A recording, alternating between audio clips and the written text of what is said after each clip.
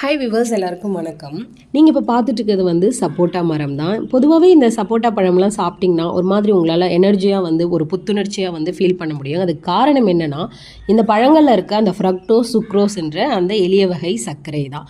அது மட்டும் இல்லாமல் இந்த பழங்களில் நிறைய விட்டமின் சி, ஏ, அதுக்கப்புறம் ஆன்டி ஆக்சிடென்ட்ஸ் இருக்கிறதுனால உங்களால் வந்து உங்களுடைய எதிர்ப்பு சக்திக்கு உதவியாக இருக்கும்.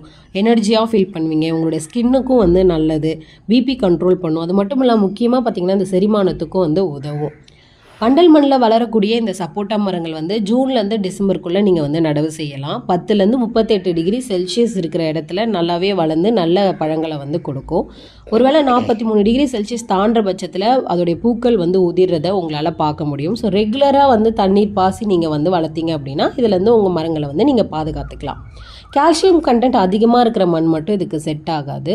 ஸோ இந்த மாதிரி நம்ம சப்போட்டா விவசாயத்தை பற்றின டீட்டெயில்டு வீடியோ வந்து நம்ம சேனலில் வந்து சீக்கிரமாக அப்லோட் பண்ணுறோம். அது வரைக்கும் நீங்கள் இந்த வீடியோவுக்கு ஒரு லைக் பண்ணிவிட்டு நம்ம உழவர் சாரல் சேனலை சப்ஸ்கிரைப் பண்ணிவிட்டு பக்கத்தில் இருக்க பெல் பட்டனை கிளிக் பண்ணுவீங்க. தேங்க்யூ.